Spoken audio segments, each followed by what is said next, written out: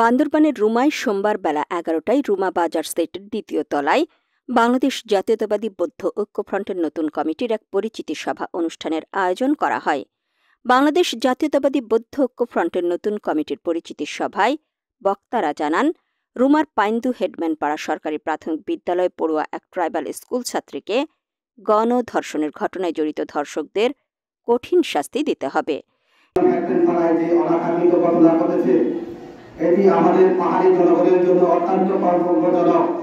এই ধরনের ঘটনার তীব্র প্রতিবাদ ও নিন্দা জানাচ্ছি বাংলাদেশ জাতীয়তাবাদী বৌদ্ধ ঐক্যফ্রন্ট থেকে।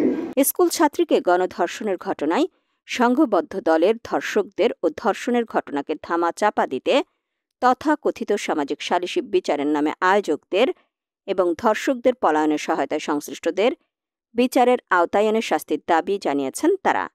বাংলাদেশ জাতীয়তাবাদী বৌদ্ধ ঐক্যফ্রন্টের রুমা শাখার সভাপতি বাথো আইচিং মার্মার সভাপতিত্বে এতে প্রধান অতিথি ও বিশেষ অতিথি হিসেবে উপস্থিত থেকে বক্তব্য দেন জাতীয়তাবাদী বৌদ্ধ ঐক্যফ্রন্টের বান্দরবান জেলার আহ্বায়ক নু থোয়াইচিং মার্মা, বাংলাদেশ জাতীয়তাবাদী দল রুমা উপজেলা শাখার সহসভাপতি মোহাম্মদ এদ্রিস মিয়া, বাংলাদেশ জাতীয়তাবাদী বৌদ্ধ ঐক্যফ্রন্টের বান্দরবান জেলার সদস্য সচিব আনন্দ সেন তঞ্চঙ্গা।